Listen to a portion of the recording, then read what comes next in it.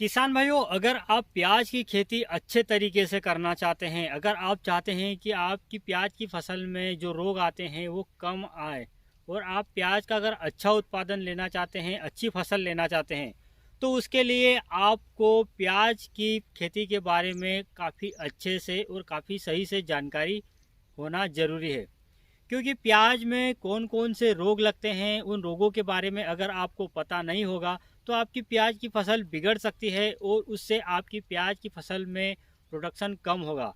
तो अगर आप प्याज की अच्छी खेती करना चाहते हैं, प्याज की खेती के सफल किसान बनना चाहते हैं, प्याज की खेती का अच्छा उत्पादन लेना चाहते हैं, तो उसके लिए आपको प्याज में लगने वाले रोगों के बारे में डिटेल से पता होना चाहिए। साथ ही ये भी पता होना चाहिए कि प्याज की फसल में कौन कौन से कीट लगते हैं।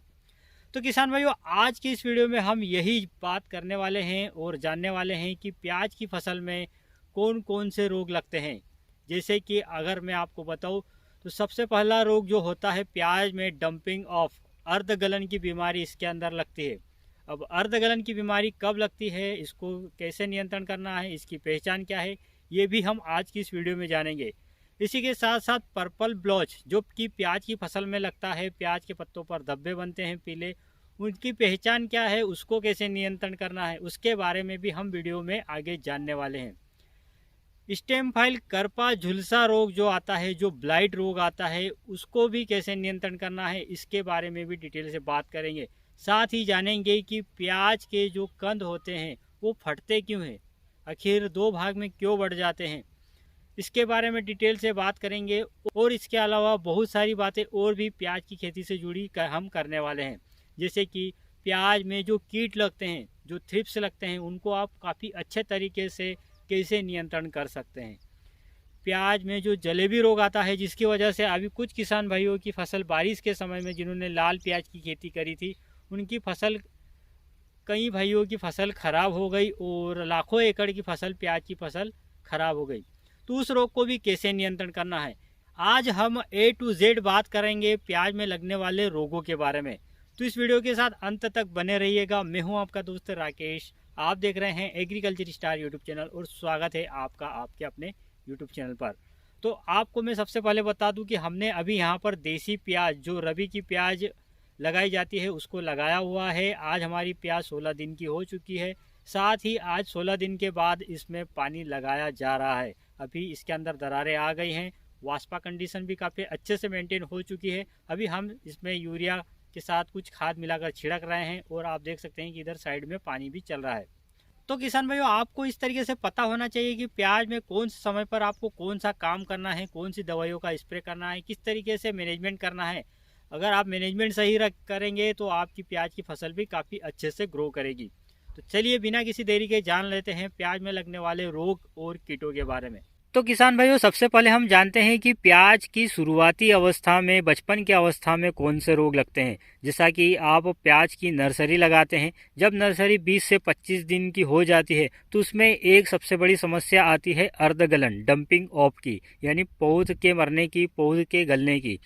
तो इस रोग को आप डंपिंग ऑफ, पौध गलन, अर्धगलन या फिर उखटा रोग भी बोल सकते हैं।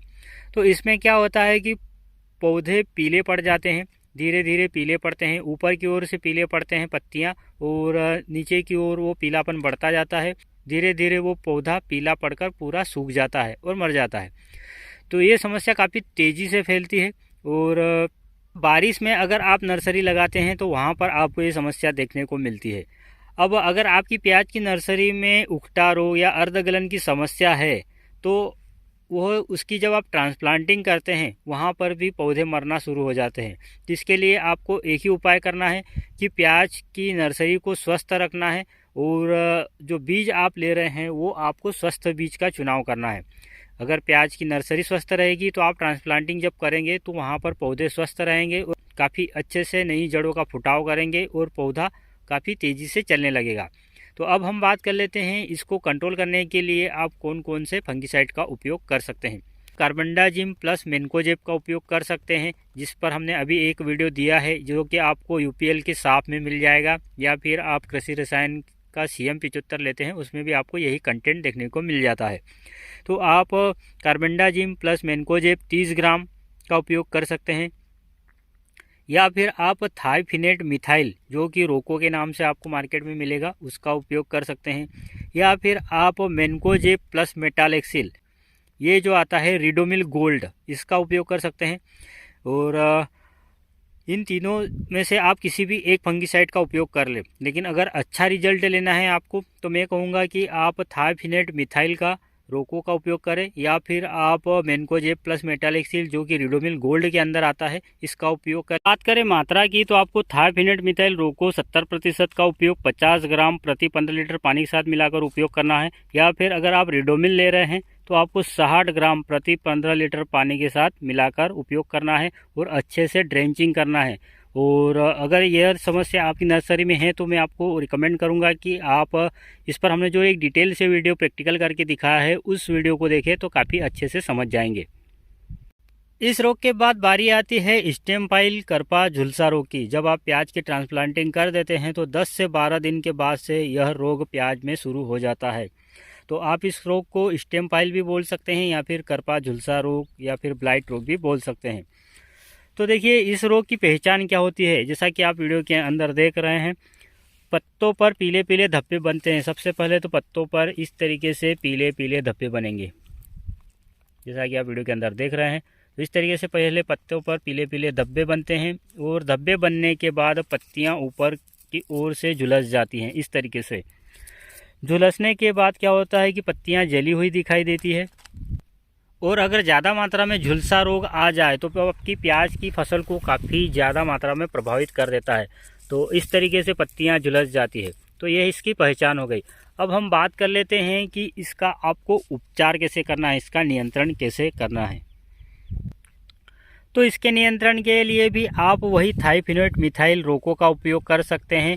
250 ग्राम प्रति एकड़ के हिसाब से आप उपयोग कर ले, या फिर आप मेनकोजेब प्लस कार्बनडाजिम जो कि साफ या CM75 में आपको मिलता है उसका उपयोग कर ले, या फिर आप क्लोरोथोरोनिल जो कि कवच जिसका हमने वीडियो आपको कुछ दिन पहले दिया है आप उसका भी उपयोग कर सकते हैं। क्लोरोथोरोनिल कवच के नाम से आपको मार्केट में मिल जाएगा, आप उसका भी उपयोग कर सकते हैं। 250 ग्राम प्रति एकड़ के हिसाब से आपको उपयोग करना है। कासुगामाइसिन जो आती है एंटीबायोटिक, कासुगामाइसिन 5% प्लस कॉपर ऑक्सीक्लोराइड, इसका उपयोग भी कर सकते हैं। 300 ग्राम प्रति एकड़ के हिसाब से आपको इसका छिड़काव करना है। अगर आप जैविक उपचार करना चाहते हैं तो जैविक उपचार के लिए आप सूडोमोनास फ्लोरोसिंस का उपयोग कर सकते हैं। सूडोमोनास फ्लोरोसिंस 250 ग्राम, या फिर ट्राइकोडर्मा विरिडी। ट्राइकोडर्मा क्या है, कैसे इसको उपयोग करना है, इस पर भी हमने वीडियो बनाया है। अगर आप डिटेल से चाहते हैं तो उस वीडियो को भी देख सकते हैं। तो आप ट्राइकोडर्मा विरिडी का उपयोग 500 ग्राम प्रति एकड़ के हिसाब से स्प्रे कर सकते हैं। तो ये हो गया झुलसा रोग के बारे में जानकारी। अब प्याज में जो अगला रोग लगता है इसको आप डाउनी मिल्ड्यू भी बोल सकते हैं, या फिर मृदोमिल असीता रोग भी बोल सकते हैं। अगर हम पहचान की बात करें तो देखिए, जब भी आप प्याज की पुरानी पत्तियों को देखेंगे या फिर किसी अन्य पौधे की पुरानी पत्तियों को देखते हैं तो वहाँ पर इस रोग को काफ़ी आसानी से आप पहचान सकते हैं, क्योंकि पत्तियों पर होता क्या है कि इस तरीके से पीले और सफ़ेद धब्बे बनना शुरू हो जाते हैं। जैसा कि आप देख रहे हैं कि इस पर आपको छोटे छोटे पीले धब्बे दिखाई दे रहे होंगे। तो इस तरीके के पहले पीले धब्बे दिखाई देते हैं, और फिर यह रोग धीरे धीरे फैलता है और फिर पूरी पत्तियां पीली हो जाती है।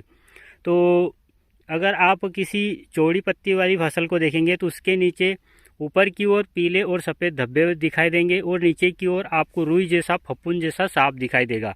तो ऐसा जब आपकी फसल में दिखाई दे तब आप समझ जाइए कि वहाँ पर डाउनी मिल्ड्यू या फिर मृदोमिल असीता रोग आ गया है। तो इस रोग को नियंत्रण करने के लिए आप प्याज में कौन कौन से फंगिसाइड का उपयोग कर सकते हैं।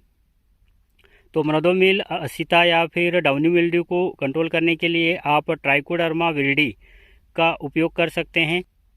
250 ग्राम प्रति एकड़ के हिसाब से आप इसका उपयोग कर ले, या फिर आप सूडोमोनास फ्लोरोसिंस का उपयोग कर ले 250 ग्राम प्रति एकड़ के हिसाब से, या फिर क्लोरोथोरोनिल कवच के अंदर आपको मिल जाएगा, आप उसका भी स्प्रे ले सकते हैं करीब 400 ग्राम प्रति एकड़ के हिसाब से, या फिर आप एजेक्स्ट्रोबिन प्लस टेबुकोनाजोल इसका उपयोग कर सकते हैं 300 ml प्रति एकड़ के हिसाब से आप इसको भी डाल सकते हैं, या फिर आप टेबुकोनाजोल 10% प्लस सल्फर 65% इसका भी 500 ग्राम प्रति 200 लीटर पानी में मिलाकर 1 एकड़ में आप स्प्रे ले सकते हैं। इसी के साथ साथ प्याज में एक और भी रोग लगता है जिसको आप पर्पल ब्लॉच बोल सकते हैं या फिर धब्बा रोग भी बोल सकते हैं। इस रोग की जो शुरुआत होती है पत्तियों के किनारे से शुरू होती है। पत्तियों पर छोटे छोटे आपको पीले स्पॉट नज़र आएंगे और फिर ये स्पॉट धीरे धीरे फैलेंगे और पत्तियों पर फैलकर पत्तियों को सुखा देंगे। तो इस तरह का जब आपकी प्याज में रोग दिखाई दे तो आप समझ जाइए कि यहाँ पर बैंगनी धब्बा रोग या फिर पर्पल ब्लॉच आ गया है। अब जान लेते हैं इसके नियंत्रण के बारे में। तो इसको नियंत्रण करने के लिए आपको सबसे पहले तो फसल चक्र अपनाना चाहिए। मतलब आपको एक ही खेत में प्याज को बार बार नहीं लेना है, आप खेत को बदल लीजिए। आपको फसल चक्र अपनाना है, हमेशा बदल कर फसलें लेना है। उसी के साथ साथ आपको सूडोमोनास 500 ग्राम प्रति एकड़ के हिसाब से स्प्रे करना है, या फिर आप कीटाजिन नाम की एक दवा आती है, कीटाजिन नाम का एक केमिकल आता है, इस पर भी हम एक वीडियो जल्द लेकर आएंगे। तो कीटाजिन का आप उपयोग कर सकते हैं। कीटाजिन 48% EC या फिर क्लोरोथोरोनिल 75% WP जो कि कवच के अंदर आपको मिलता है 300 ग्राम प्रति एकड़ के हिसाब से आप उपयोग कर सकते हैं। या फिर कार्बनडाजिम या मैनकोजेब 63% जो कि आपको CM 75 या फिर साफ में मिल जाता है 500 ग्राम प्रति एकड़ के हिसाब से आप इसका भी उपयोग कर सकते हैं। तो देखिए रोग अनेक है लेकिन इनको नियंत्रण करने के लिए दवाइयाँ एक ही है और कुछ दवाइयाँ सिमिलर है, सेम है। तो आप उन दवाइयों के बारे में अगर अच्छी जानकारी रखते हैं तो आप इन रोगों को काफ़ी अच्छे से नियंत्रण कर लेंगे।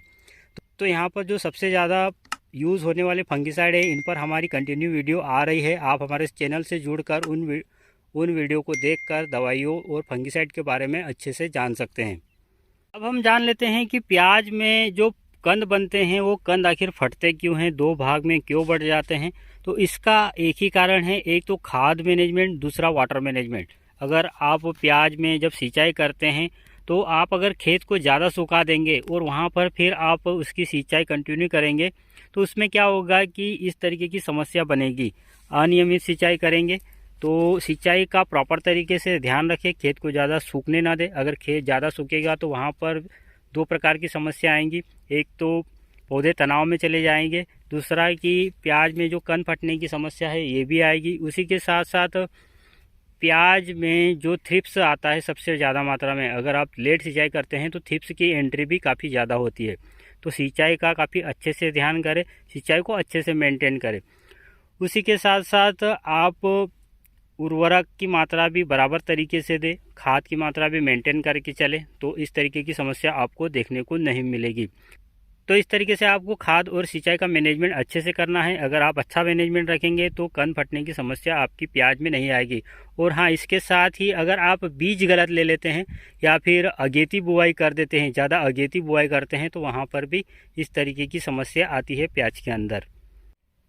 अब हम बात कर लेते हैं जलेबी रोग के बारे में। जैसा कि आपको पता ही है कि बारिश में जिन किसान भाइयों ने प्याज की खेती करी थी, प्याज की फसल लगाई थी, जलेबी रोग के कारण उनकी काफ़ी फसल खराब हुई थी और काफ़ी ज़्यादा प्रभावित हुई थी। इस रोग की वजह से काफ़ी सारा खर्चा भी किसान भाइयों का बढ़ गया था। तो इस रोग पर हमने एक बहुत ही डिटेल से वीडियो बनाया है और बहुत ही अच्छे से समझाया हुआ है उस वीडियो के अंदर, क्योंकि वीडियो काफ़ी लंबी हो रही है। तो आप उस वीडियो को देख लीजिएगा। उस वीडियो को देखकर आपको जलेबी रोग के बारे में सारी जानकारी मिल जाएगी। तो आई बटन में हमने वीडियो लगा दिया है। रही बात थ्रिप्स को कैसे नियंत्रण करना है, तो थ्रिप्स को नियंत्रण करने के लिए भी हमने एक वीडियो बहुत ही डिटेल से बनाई है। आप उसको आई बटन में देख लीजिए या फिर डिस्क्रिप्शन में या फिर एंड स्क्रीन में हम उसको लगा देंगे, आप वहाँ पर जाकर देख लीजिएगा। तो ये थे प्याज में लगने वाले कुछ खास रोग, और इन रोगों को अगर आप अच्छे से नियंत्रण कर लेते हैं तो आपके प्याज की फसल स्वस्थ और हरी भरी रहेगी और आप अच्छा प्रोडक्शन ले पाएंगे। तो किसान भाइयों, उम्मीद करता हूं कि हमने जो जानकारी आपको दी है आप उससे संतुष्ट जरूर हुए होंगे। अगर यह जानकारी आपको अच्छी लगी हो तो इस जानकारी को अन्य किसान भाइयों से शेयर कीजिएगा, ताकि उनकी प्याज की फसल भी अच्छी रहे और वो भी प्याज का अच्छा उत्पादन ले सके। और साथ ही इस वीडियो को लाइक भी कीजिएगा। तो चलिए मिलते हैं अगले वीडियो में, तब तक के लिए अलविदा। जय जवान जय किसान, धन्यवाद।